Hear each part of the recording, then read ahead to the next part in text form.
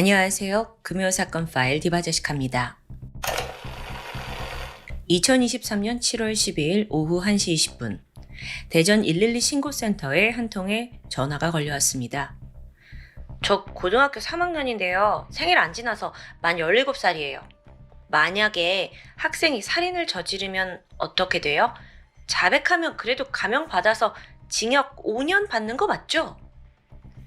상당히 앳된 여성의 목소리였습니다. 게다가 장난 전화라기엔 긴장한 듯 목소리에 떨림도 느껴졌고요. 신고센터에선 심상치 않다는 걸 감지했고 위치를 파악하기 위해 차분히 질문을 건넵니다.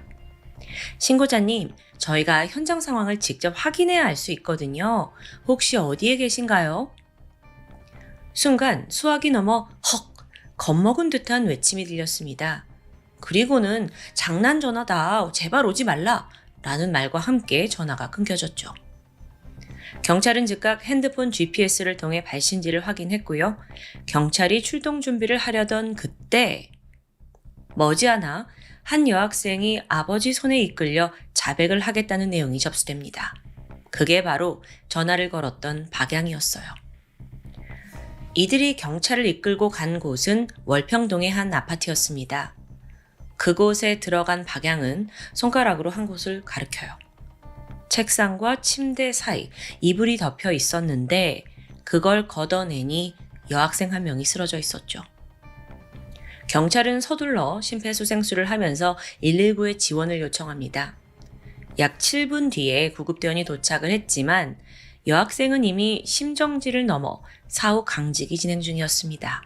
그러니까 사망한 지 최소 1시간 이상 지난 것으로 추정되었죠. 피해 여학생은 박양과 같은 고등학교 3학년에 재직 중인 친구 이양이었습니다. 그녀의 목에 손톱 자국이 깊게 패여 있었는데요. 이게 단순한 사고가 아니라 명백한 사리를 가지고 목을 졸랐다는 걸 알 수 있었죠. 만으로 17살, 이 애띤 소녀들 사이에서 도대체 무슨 일이 있었던 걸까요? 두 사람의 악연은 2년 전으로 거슬러 올라갑니다. 친구의 소개로 만났는데 그리고 나서 이 둘이 절친이 됐어요. 고등학교 2학년에 올라가면서 같은 반이 됐고 더 가까워졌죠. 하루에도 수십 통의 문자를 주고받고 또 한시도 떨어지지 않을 만큼 특별한 절친 사이였습니다. 하지만 사건 발생 20일 전인 6월 23일 이양이 더 이상 만나지 말자라는 문자를 박양에게 보내게 돼요. 박양 입장에서는 갑작스러운 손절을 당한 거잖아요. 충격과 분노가 치밀었고 매일같이 메시지를 보냈습니다. 애원도 해보고 협박도 해봤지만 소용이 없어요. 아예 이양에게 답이 오질 않더라고요. 결국 7월 12일 박양은 돌려줄 물건이 있다라는 핑계로 일단 이양의 집을 찾아가요. 초인종 누르고 문을 두드렸지만 인기척은 없었습니다. 포기할 수 없었던 박양이 아파트 계단 한쪽에 앉아서 멍하니 그녀를 기다리고 있었는데요. 그러다 얼마 후 집 안에서 이양의 언니가 나오는 것을 목격합니다. 근데 그때 안에서 언뜻 이양의 목소리도 들려요. 그러니까 지금 안에 있으면서도 나를 여태 외면한 거야? 여기에 박양의 분노가 폭발했죠. 이후 문을 막 부수듯이 두드리면서 고래고래 소리를 질렀습니다. 이렇게 하니까 결국 이양이 마지못해 문을 열었다고 하는데 두 사람이 잠깐의 대화를 나눠요. 근데 이게 잘 풀리지 않았는지 격렬한 언쟁에 급기야 폭행까지 이어졌습니다. 박양은 이양의 얼굴을 포함해서 몸 전신을 마구잡이로 때렸어요. 그런데도 분이 풀리지 않았는지 갑자기 이양의 목을 움켜쥐칩니다. 이양이 숨을 쉬지 못해서 막 킥킥거렸죠. 그리고 얼굴이 터질 듯 벌겋게 변했고요. 죽을 힘을 다해서 저항했지만 역부족이었어요. 그렇게 잠시 후 이양의 눈에 생기가 사라지면서 숨이 멎게 됩니다. 싸늘한 시신이 된 거예요. 이게 친구 박양이 집에 들어온 지 불과 30분 만에 벌어진 범행이었죠. 자, 여기까지 박양의 자백을 듣고 있던 경찰은 고개를 갸우뚱합니다. 손절당했다고 고3 여학생이 친구를 죽였다? 게다가요, 살인 후 박양의 행적은 더 의문스럽습니다. 먼저 그 죽은 이양의 핸드폰으로 언니한테 마치 살아있는 척 문자를 보내요. 연기를 한 거죠. 이제 그때 잠시나마 시간을 번 건데요. 이후에 이양의 핸드폰을 요구했고요. 또 자신의 것도 초기화합니다. 이건 분명 무언가를 감추는 듯한 모습이에요. 그래서 경찰이 이 자백 외에 뭔가 숨기는 게 있을 것이다 라고 판단을 했고 사건을 더 깊게 파고듭니다. 그렇게 서서히 두 사람의 진짜 관계가 드러나기 시작했죠. 사실 이들은 그냥 친구가 아닌 동성 연인이었습니다. 하지만 양쪽의 온도 차이가 극명했어요. 우선 피해자 이양에게 동성연애란 건 그저 사춘기 시절 호기심에서 비롯되었습니다.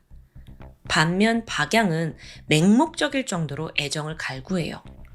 이전에도 다른 여자아이를 좋아한다면서 집착하고 스토킹을 했던 전력이 있대요. 이번에도 마찬가지였던 거고요.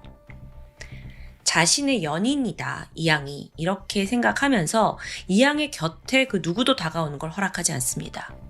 다른 친구들하고 나눈 사소한 이야기까지 다 알려고 하는 굉장히 통제적인 면이 강했던 것 같아요. 근데 뿐만 아니라 조금이라도 이양이 약속에 늦거나 자기한테 좀 소홀한다고 느껴지면 불같이 화를 내고 폭언에 욕설, 더 나아가 폭행도 서슴지 않았습니다. 내가 너 죽여버릴 거야 라는 말을 입에 달고 살았어요. 아니 근데요. 그러다가도 금세 사과를 하고 미안하다고 절절히 매달려요. 그렇게 둘은 헤어졌다 다시 만나기를 반복했죠. 그 사이에 이양은 당연히 점점 지쳐갔습니다. 심리적으로 위축되면서 통제받으면서 자존감도 떨어져요. 그런데 절벽에 몰렸음에도 끝내 박양을 버리진 못했습니다. 어쩌면 이렇게 폭력과 화해가 반복되는 가스라이팅 구조 속에서 이성적인 판단력을 잃은 것 같아요. 그리고 헤어나오지 못한 거죠. 그러다 2022년 7월 24일 갈등이 극에 달하게 됩니다. 이양이 약속 시간에 한 10분, 15분 정도 늦었대요. 근데 이때 박양이 만나자마자 들고 있던 우산으로 머리를 가격합니다. 그것도 2번이나요. 여기에 이양은 얼마나 충격을 받았겠어요. 하지만 결국에는 두 사람이 늘 그렇듯 카페에서 데이트를 하게 되죠. 근데 마침 이양이 그날의 일을 일기장에 고스란히 적어두었습니다. 뭐라고 적혀 있었냐면 차라리 머리를 맞고 피가 나서 죽어버렸으면 좋았을 거야. 이걸 통해서 이양의 심리 상태가 얼마나 불안정했는지 알 수 있었죠. 자, 그러다가 며칠 뒤에 방을 정리하던 엄마가 우연히 딸의 이 일기장을 발견합니다. 그 내용 외에도 보니까 지금껏 딸이 당해온 폭력과 두려움 또 절망감까지 적나라하게 담겨 있어요. 엄마 너무도 충격에 빠졌고 하루빨리 박양을 딸에게서 떼어놔야 했습니다. 그래서 8월 2일 날 바로 학교 폭력 사건으로 공식 접수를 하게 돼요. 자, 지금 학폭이 접수된 거예요. 그런데 박양은 뻔뻔한 태도를 보였습니다. 오히려 이양의 엄마한테 협박성 메시지를 보내더라고요. 여기서 더 하시면 선 넘으시는 겁니다. 저는 잃을 거 하나도 없고요. 그쪽이 지금 너무 어리석은 짓이에요. 더 이상 하시면 명예훼손죄로 고소할게요. 박양은요, 모든 걸 이양 탓으로 돌렸어요. 그 폭행을 자기가 한 것도 이양이 자기가 정신 차리고 싶다고 폭행을 해달라고 부탁한 거래요. 완전 궤변이죠. 결국 학교는 자체 조사를 한 끝에 8월 25일 처분을 내립니다. 일단 이양의 부모 요청에 따라 반이 분리되었고요. 박양에게는 1호 서면 사과 처분이 내려져요. 자, 1호 서면 사과 처분. 이건 지금 듣기만 해도 경미한 것 같다는 느낌이 들죠? 네, 맞아요. 그러니까 피해 학생한테 사과 편지 혹은 반성문을 전달하는 조치입니다.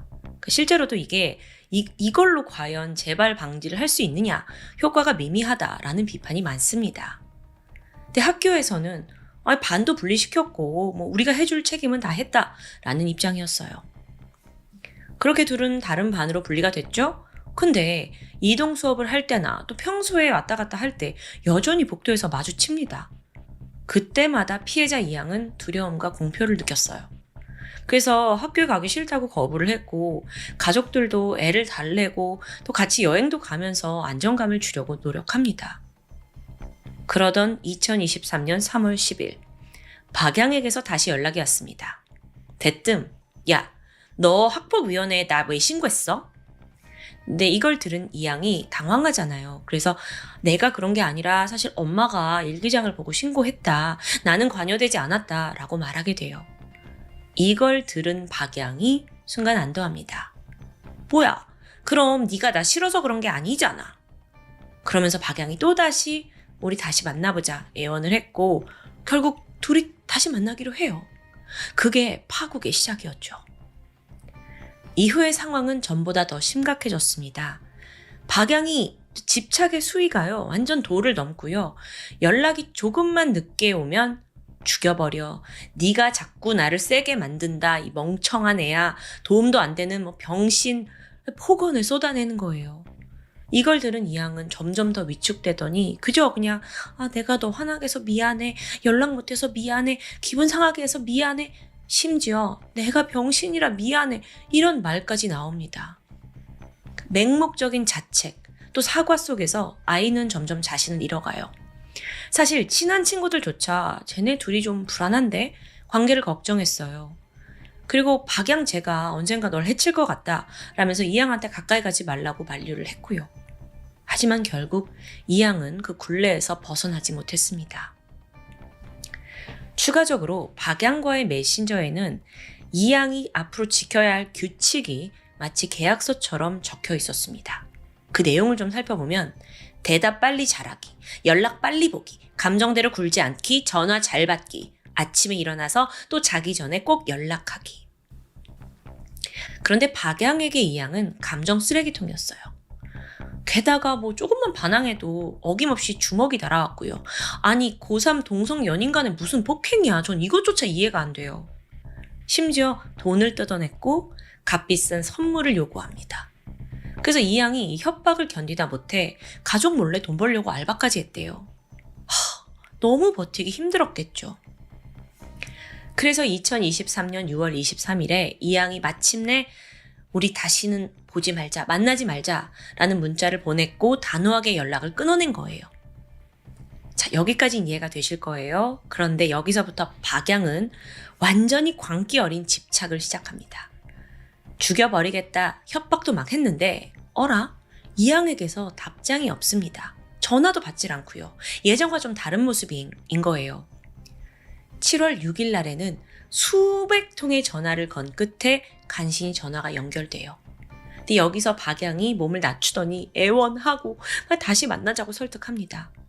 근데 이양이 그러기 싫다 거절을 하자 박양이 돌연 내가 널 죽이고 나도 죽어버릴 거다. 집착과 분노를 막 한데 모아서 폭발시키는 거죠. 그러다 7월 11일 박양이 우연히 학교에서 이양을 마주쳤습니다. 반갑게 인사를 해요. 아무 일도 없었다는 듯이. 잘 지냈어? 그런데 이날 충격적인 이야기가 돌아왔죠. 이양에게 새로운 남자친구가 생겼다는 겁니다. 배신감이 치밀었고 그날 밤 박양은 내가 너한테 마지막으로 돌려줄 게 있어. 내일 갈게. 라는 문자를 보낸 거예요. 물론 여기에 속내는 따로 있었습니다. 단둘이 만나서 남자친구와 헤어지고 나한테 돌아와라 라는 최후 통첩을 할 거고 만약 거부한다면 죽여버릴 생각이었습니다. 7월 12일 아침 10시 43분 이양의 아파트에 도착해요. 영상 초반에 말씀드렸듯이 계단에서 기다리고 있다가 거의 반강제로 집 안으로 들어갔어요. 네가 어디서 나 말고 남자친구를 만나? 당장 헤어져! 소리쳤지만 이양도 단호하게 집에서 나가라 라고 합니다. 순간 박양은 그녀의 목을 힘껏 졸랐습니다. 이양이 버둥거렸지만 역부족이었어요. 범행 직후 박양은 스스로 목숨을 끊을까 생각도 했대요. 근데 막상 죽음을 앞두고는 겁이 난 거예요. 그래서 대신 증거를 없애기로 합니다. 그 피해자 언니한테 문자 보내두고 유심을 빼서 지하차도에 던졌죠. 아이패드도 다 초기화시키려고 했지만 미처 비밀번호를 풀지 못합니다. 그리고 나서 죽은 이양을 그대로 둔 채 아파트를 빠져나와 유유히 걸어요. 동시에 휴대폰으로 미성년자 살인, 형량 검색하고요. 112에 전화를 걸었던 거예요. 하지만 그것도 추적당할 게 무서워서 황급히 전화를 끊었죠. 그리고 나서 어떻게 할까 하다가 아버지에게 전화를 걸게 됩니다. 아버지가 강하게 설득을 하면서 자수를 하긴 했는데요. 뉘우침은 없었던 것 같아요. 체포된 후 부모님한테 자기 SNS 계정을 비활성화해달라고 부탁을 하고 또 그 아이패드를 숨겨서 증거를 지워달라고 발악을 합니다. 하지만 끝내 경찰이 모든 걸 확보해서 그 아이패드, 박양의 아이패드를 복원하게 되는데 거기에는 두 사람이 지난 4개월 동안 주고받은 1,700건의 메시지가 고스란히 남겨져 있었습니다. 박양의 집착과 폭력, 가스라이팅을 정확하게 보여주고 있는 증거였죠. 작년인 2024년 1월 1심 재판이 열렸습니다. 사건 당시 박양은 만 17세예요. 법정 미성년자죠. 그래서 소년 재판부로 넘겨졌는데요. 그녀는 우발적인 살인을 주장합니다. 범행 직후 정신을 차리고 자기가 심폐소생술도 했다라고 주장을 하고요. 또 변호사 측도 피해자한테 보낸 그런 무시무시한 문자는 청소년 연인 사이에 흔히 오갈 수 있는 말이다라는 얼토당토하지 않은 주장을 펼쳤습니다. 더불어 가해자의 가족들도 두 애들이 워낙 절친이었다. 처음부터 결코 살해할 목적은 아니었을 거다라고 거듭니다. 사실요, 이 재판의 핵심 쟁점은 박양이 집에 어떻게 들어갔냐 이 경로였어요. 먼저 피해자 유족 측은 박양 얘가 무단으로 우리 집 비밀번호 누르고 들어온 거다라고 주장을 했거든요. 이게 알고 보니까 박양 수첩에 그 도어록 비밀번호가 적혀 있더라고요. 이걸 또 휴대폰으로 찍어서 저장해뒀고요. 그런데 경찰과 함께 자수하려고 박양이 현장에 들어갔을 때는 이 양이 문을 나 열어준 거다라고 말하면서 또 나는 물론 비밀번호를 알고 있었지만 문을 열어준 거다라고 주장을 했어요. 이게 어딘가 좀 앞뒤가 맞지 않는데 사실관계를 밝힐 수 있는 결정적인 물증이 없었던 거예요. 그래서 결국 재판부는 박양이 무단으로 침입했다는 증거가 부족하다라고 판단을 했고요. 우발적 살인이 인정됩니다. 이거에 따라서요. 플러스 자수를 했고 또 초범이었고 미성년자라 교화 가능성이 크다는 점에서 그녀에게는 장기 15년, 단기 7년이 선고되죠. 그런데 판결 직후 박양은 검찰보다 빠르게 항소장을 제출합니다. 선처를 호소하면서 반성문까지 제출했죠. 또 유족들한테도 편지를 보냈고요. 아니 그런데요. 그 내용을 보면 내가 죽길 바라신다면 지금 죽겠습니다. 뭐 이런 반협박성 문구가 들어있어요. 이것도 그냥 본인 형량을 줄이려는 얄팍한 술수 같죠.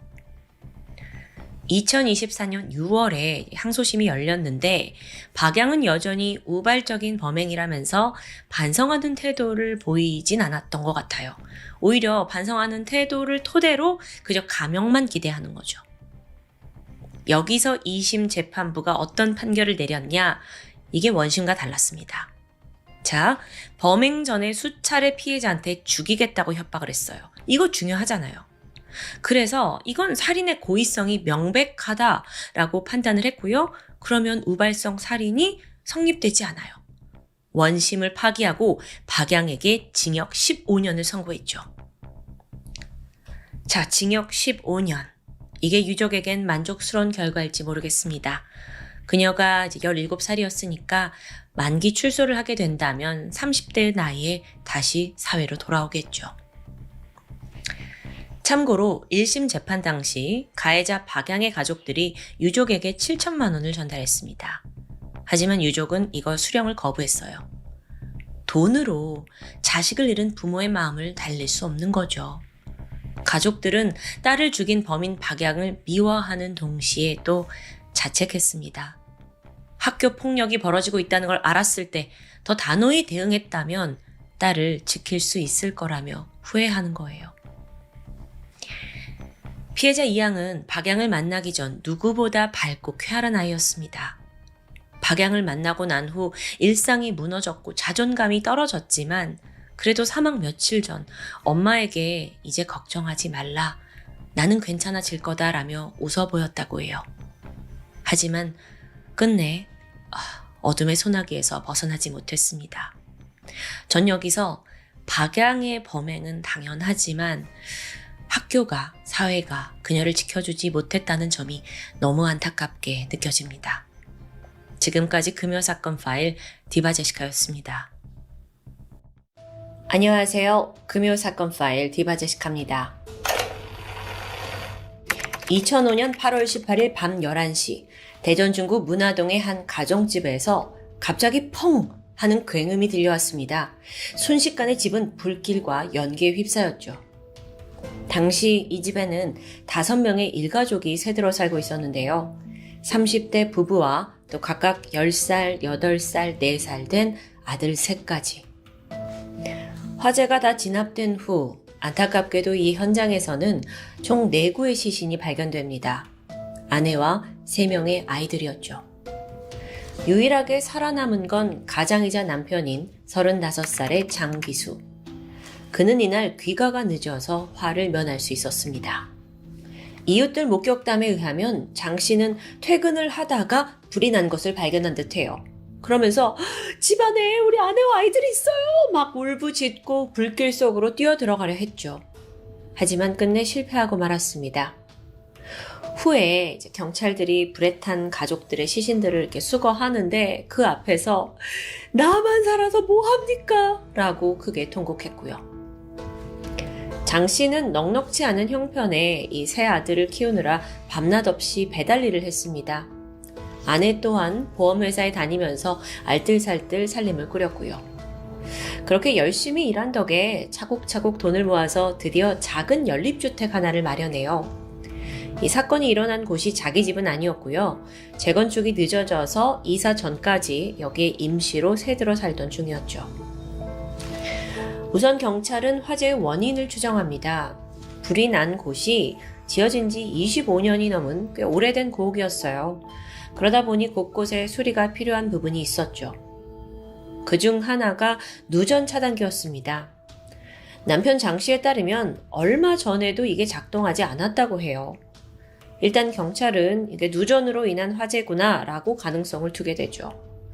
아무래도 여름이다 보니까 가족들이 밤에 선풍기를 켠 채 잠들고 그러다 누전으로 불이 난 걸까요? 한편 4구의 시신은 병원으로 옮겨진 뒤 의사의 검안을 거쳐 장례 절차에 돌입합니다. 그런데 이때 사건에 의문을 품은 사람이 한 명 있었어요. 그는 바로 대전 국과수 소속 법의관 서중석 소관입니다. 그는 마침 출근을 하던 길에 우연히 TV 뉴스를 통해서 이 화재 소식을 접했거든요. 근데 뉴스를 쭉 듣다가 그의 귀를 사로잡는 한 줄의 내용이 있었죠. 그건 바로 집에서 펑 하는 소리가 났다. 이 부분이었습니다. 보통 화재 현장에서 펑 소리가 난다는 건 스프레이 같은 게 폭발하는 상황이래요. 또는 완전히 밀폐된 장소에서 불이 났다는 것을 의미하기도 하죠. 근데 이 사건이 발생한 곳은 한여름의 주택이었습니다. 에어컨이 없었으니까 창문을 열어놓고 자는 게 대부분이었을 거예요. 그런데도, 그러니까 밀폐된 곳이 아닌데도 폭발음이 들렸다? 그는 뉴스를 들으면서도 어딘가 좀 맞지 않는다라는 생각이 들었었죠. 근데 또 이때 마침 경찰이 화재 원인을 파악하기 위해서 대전 국과수에다가 현장 감정을 의뢰했던 거예요. 그래서 국과수가 아무래도 우리가 좀 시신을 좀 부검해야 될 것 같지 않냐? 라고 수사관을 선택했죠. 다행히 이게 받아들여졌고 장례식장에 있던 시신은 곧장 부검실로 옮겨집니다. 그렇게 진행된 부검으로 드러난 사실은 굉장히 놀라웠습니다. 먼저 겉으로 보기에 4구 시신은 화재 사건에서 보이는 모습과 흡사해요. 신체 많은 부분이 다 검게 타고 그을려 있었죠. 그런데 혈액을 채취해 보니까 뜻밖의 사실이 드러나는데 4구의 시신 모두 일산화탄소 농도가 정상 범위인 겁니다. 심지어 기도에 그 이름도 없어요. 즉 이들이 불이 났을 때 연기를 들이마시지 않았다는 거잖아요. 일산화탄소 농도가 정상인 거는요. 그럼 사망 원인이 화재가 아니라는 건데? 게다가 또 이상한 점은 이들의 위장에서 소량의 액상이 검출됐거든요. 근데 소장 하부는 거의 다 비어 있어요. 이게 무슨 말이냐? 오랜 공복 상태에서 물만 마신 정도로 사망을 했다는 거죠. 근데 분명 화재는 한밤중에 난 거거든요. 그럼 하루 종일 식사를 안 했다는 걸까? 여기서 가장 특이한 점은 따로 있습니다. 아내 김 씨와 10살, 8살 된 두 아들의 위장에서는 독특한 냄새가 났어요. 알아보니 그건 청산가리 중독될 때 나는 냄새였죠. 즉각 독극물 검사했더니 예상은 적중했고요. 그렇게 국과수가 발표한 최종 부검 결과는 엄마 김 씨를 포함한 10살, 8살 아들 2명은 아침 공복 상태에서 물과 함께 청산가리를 마신 후 사망에 이르렀습니다. 그런데 또 막내 아들의 사인은 달라요. 질식사의 가능성을 보인 거죠. 자, 여기까지만 봐도 가족은 분명 화재로 사망한 게 아닙니다. 경찰은 수사 방향을 급변했어요. 이젠 뭔가 음독을 통한 자살인지 이게 확실히 타살인지 밝혀내야겠죠. 일단 사건 현장에서 어떠한 유서나 자살 징후는 전혀 발견되지 않았습니다. 외부인이 침입했다는 흔적도 없고요. 그래서 경찰은 원한 관계거나 또는 가까운 주변인에 의한 범행일 가능성을 떠올리게 돼요. 그럼 가장 크게 의심을 받는 사람은 당연히 홀로 살아남은 장기수겠죠. 사실 수상한 정황이 있긴 했습니다. 이 범행이 일어나기 며칠 전에 장기수가 6억 원 상당의 보험에 가입한 사실이 있더라고요. 그것도 다름 아닌 재난 사망보험이었고요. 명의는 아내, 수의자는 장 씨였습니다. 본인이요. 이걸 들게 되면서 매달 내야 할 보험료가 28만 원 정도였는데 이 넉넉지 않은 장 씨의 수입을 비교했을 때 분명 적은 금액이 아니죠. 꽤 큰 금액이에요. 수상하죠. 하지만 이것 또한 어디까지나 정황일 뿐 확실한 증거가 필요한데요. 수사는 그리 쉽게 풀리지 않았습니다. 일단 최초 발화가 됐을 당시 이걸 목격한 사람이 없어요. 그리고 집 주변에 CCTV도 없고요. 사건 당일 장 씨가 집에 늦게 귀가했다고 했는데 그 동선을 파악하는 것도 경찰은 애를 먹었습니다. 어쨌든 계속해서 끈질기게 탐문 수사를 했고 그러던 중 그가 일하는 배달업체 사무실 컴퓨터에서 결정적인 증거가 발견됩니다. 이 장기수가 인터넷에다가 극단적 선택 카페를 들어갔고 거기서 청산가리를 구입한 사실이 포착된 거예요. 그래서 일단 경찰이 가서 당신 청산가리 이걸 왜 구매했냐 라고 추궁했죠. 그랬더니 장기수가 하는 말이 내가 삶이 힘들어서 내가 죽으려고 산 거다 라고 말합니다. 아 그래? 그러려던 사람이 몇 달 전에 보험을 왜 가입했지? 장기수는 여기에 아무 말도 할 수 없었어요. 그렇게 이 비극적인 사건의 전말이 드러나게 되죠. 아내 김 씨와 장기수는 7년간의 연애 끝에 결혼을 했고 10년 정도 이 결혼 생활을 이어오고 있었습니다. 아들 셋을 낳았으니까 사이는 좋았던 것으로 추정이 돼요. 그러던 2000년 장기수는 오산시의 한 슈퍼마켓에서 일을 하고 있었는데 마침 이곳은 장기수의 매형이 소유하던 곳이었어요. 당시 그는 대전에다가 가족을 둔 채 오산에 와서 기러기 아빠로 지내고 있었거든요. 여기서 새로운 여자를 만나게 된 겁니다. 바로 내연녀 김 씨였죠. 김 씨는 이혼한 상태였는데 이 두 사람이 서로의 외로움을 달래면서 친해지다가 결국 넘어선 안 될 선을 넘고 만 겁니다. 그렇게 내연 관계가 시작됐지만 사실 둘이 얼마 못 가서 멀어지게 돼요. 왜냐하면 장기수가 오산 생활 접고 가족이 있는 대전 집으로 내려갔기 때문이었죠. 이쯤 장기수는 새로 시작한 음식점 사업에 실패한 상태였습니다. 여기에 아내와 이혼까지 한다? 그럼 더욱더 처지가 난처해질 거잖아요. 그래서 모르겠다 하고 다 가정으로 돌아가는 걸 택한 것 같아요. 근데 그렇다고 완전히 내연 관계를 정리한 것도 아니었어요. 시간이 좀 지나서 2005년 6월 장기수는 끝내 바람을 피운 사실을 아내에게 들키고 말아요. 근데 이제 아내에겐 이렇게 말했죠. 나도 기러기 아빠로 따로 있다 보니 외로워서 잠깐 만난 거다. 이젠 다 정리됐다. 겨우겨우 위태로운 부부 사이를 회복하는 듯 했습니다. 그런데 그 다음 보인 행동이 좀 기가 차요. 내연녀 김 씨한테 연락을 해서 다시 진지한 관계를 사귀어보자고 막 설득하는 거예요. 뭐 이래. 당연히 아내한테 걸렸으면 관계를 청산하는 게 맞는데. 근데 또 내연녀 김씨가 호락호락하지 않았죠? 받아주지 않는 거예요. 왜냐면 이 남자가 경제적으로도 불안정하죠. 아이도 셋까지 있죠. 이 모든 게 부담스러웠던 겁니다. 그럼 이때 장기수는 무슨 생각을 한 걸까요? 자신에게 그 짐, 혹처럼 느껴지는 가족이 없으면, 그리고 돈이 생기면 김씨와 내연 관계를 회복할 수 있으리라 생각의 회로가 그쪽으로 간 겁니다. 그러니까 가족이 없어지고 돈이 있으면 모든 게 해결돼. 그렇게 장기수는 아내 명의로 보험에 가입을 했고 가족 모두를 살해하기로 결심합니다. 화재로 위장해서 보험금을 탈 생각이었죠. 바로 인터넷에 들어가서 죽음, 약, 강력수면제, 마취제 이런 단어들을 집중적으로 검색했어요. 심지어 청부살인 사이트까지 찾아봤고요.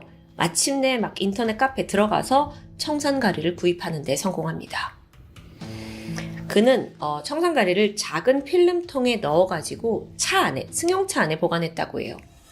그리고 그가 정한 범행일은 비가 내리는 날이었죠. 그러니까 집이 좀 오래됐으니까 전기 합선에 의해서 화재가 났다 이렇게 위장하기 위해서였습니다. 일기예보를 보니까 비 소식이 있는 날은 8월 18일. 범행 하루 전인 17일 저녁, 그는 차에 보관 중이던 청산가리가 든 필름통을 몰래 집 안으로 가지고 들어갑니다. 그런데 이때 다른 한 손엔 케이크가 들려 있었습니다. 청산가리와 케이크. 얘들아, 아빠가 케이크 사왔어. 아무것도 모르고 애들은 너무 좋아했어요. 장기수가 촛불을 켜고 애들과 케이크를 나눠 먹으면서 즐거운 시간을 보냈죠. 아니 이게 뭐 죽기 전 마지막 선물이다 뭐 이런 건가요? 너무 가슴 아파요. 잠시 후 아이들이 모두 잠이 들었습니다. 그러자 그는 아내와도 단란하게 소주 한 잔을 기울였어요. 함께 목욕도 했고요. 그렇게 화목한 시간을 보낸 바로 다음 날 8월 18일 비가 오기로 한 그날 아침 8시입니다. 장기수는 태연하게 부엌으로 향했습니다. 보니까 먼저 일어난 아내가 새 아들 아침 식사 준비로 막 바빴어요. 그리고 아이들은 안방에서 TV를 보고 있었고요. 그는 냉장고 문을 열고 자연스럽게 물병 하나를 꺼내요. 이 물이 뭐였냐면은 아내가 평소 아이들 건강에 좋으라고 약수터에서 떠오는 물입니다. 그래서 아침마다 아이들한테 얘들아 공복에 이 약수터물 마셔야 돼 했었던 거예요. 그걸 장기수는 잘 알고 있었습니다. 그는 먼저 컵에 자신의 물을 따랐어요. 그리고 보란듯이 벌컥벌컥 들이켰죠. 그 다음 잽싸게 돌아서 그 물통 안에다가 청산가리를 털어 넣는 거예요. 자연스럽게 물통을 식탁 위에 올려두고는 여보, 나 먼저 출근할게. 서둘러 현관 쪽으로 향했습니다. 그러면서 한편으론 아내와 아이들의 행동을 살폈어요. 저 물을 먹어야 죽을 테니까요. 아내는 잠시 후 별다른 의심 없이 물병에 든 물을 4개의 컵에 나눠서 따랐어요. 그리고 아들들한테 하나씩 주면서 야, 공복에 마셔야 돼. 이후 자신도 꿀꺽꿀꺽 물을 마십니다. 거의 동시에 큰아들과 둘째 아들도 물을 마셨고요. 그리고 잠시 후 아내와 두 아들들이 막 소리를 내면서 쓰러져요. 이때 장기수는 현관 밖으로 나갔어요. 그리고 10분쯤 기다린 거죠. 그러니까 아내와 자식들이 집 안에서 막 괴로워하고 있을 때 딱 밖에 나가서 그냥 기다린 거예요. 그리고선 이제 다 끝났겠지? 여기고 다시 문을 열고 들어옵니다. 그런데 예상치 못한 일이 펼쳐지고 있었어요. 막내 아들이 아직 물을 마시지 않았던 겁니다. 이 막내는 갑자기 엄마와 형들이 다 쓰러지니까 어쩔 줄 몰라 하고 있었어요. 근데 마침 아빠가 잠시 후에 들어왔으니 얼마나 마음이 안심이 됐겠어요. 하지만 아버지 장기수는 너무 비정했습니다. 그는 막내 아들에게 다가가서 두 손으로 아이의 목을 감쌌고 그대로 힘껏 힘을 주더니 살해하고 맙니다. 그날 장기수는 평소와 다를 바 없이 출근했습니다. 그리고 태연히 일을 했어요. 이때 자신의 핸드폰을 이용해서 아내에게 3번 전화를 걸고 또 집 전화로 3번 전화를 걸죠. 왜 그랬겠어요? 피해자들이 그동안 살아있는 것처럼 꾸며내기 위함이었죠. 어느덧 시간이 지나 저녁 8시 20분.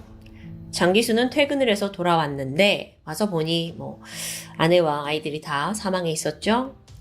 거실 곳곳과 아이들의 시신 위에다가 신호를 뿌립니다. 그리고 라이터로 불을 붙이고 밖으로 나왔죠. 이때 그가 얼마나 악랄했냐면요. 나중에 이 시신이 발견됐을 때를 대비해서 시신의 위치도 바꿔놔요. 그 아내가 화재가 났을 때 자식들을 보호하려고 한 것처럼 꾸미기 위해서 아들을 품에 감싸고 있는 모습으로 시신의 위치를 바꿔둔 거예요. 그렇게 불이 훨훨 타는 동안 장기수는 인근 PC방에 가서 게임을 했습니다. 화재가 좀 더 커지고 난 후에 자연스럽게 퇴근하고 돌아온 척 하려는 거였죠. 그렇게 밤 10시 40분 그는 집으로 돌아와서 이웃들이 보는 앞에서 크게 울부짖습니다. 일가족을 살해한 장기수. 그는 1심에서 무기징역을 받았습니다. 근데 검찰이 양형이 이건 부당하다라는 이유로 항소했어요. 2심은 이걸 받아들였고 결국 장기수에게 사형이 선고되죠. 그가 불복해서 상고했지만 대법원은 2006년 그에게 사형을 확정합니다. 당시 항소심을 진행한 대전고법은 장씨 범행에 대해서 이렇게 언급했습니다. 내연녀와의 관계 복원을 위해 돈이 필요하고 처자식이 걸림돌이 될 거라고 생각해 범행을 저질렀다. 그의 치밀성과 냉혹성, 태연성은 몸서리 쳐질 정도로 상상을 뛰어넘는다. 과연 그에게 교화, 개선의 의지가 있는지 강한 의심이 든다. 그는 현재 국내에 복역 중인 사형수 중 한 명입니다. 장기수, 도대체 왜 내연녀와 함께할 수 있는 방법이라고 떠올린 게 일가족 살해였을까요? 이게 정말 최선이냐고요. 도저히 전 이 정신세계를 이해할 수 없는데요. 근데 한 가정이 완전 몰락해버렸잖아요. 장기수는 그렇게 자신의 이름대로 교도소의 장기수가 되었죠. 마지막으로 이 비극이 드러나기까지 날카로운 추리와 또 끈질긴 수사로 합심해준 국가수의 대전연구소 법의관분들 그리고 수사관분들께 존경과 감사를 표하고 싶습니다. 지금까지 금요사건 파일 디바제시카였습니다.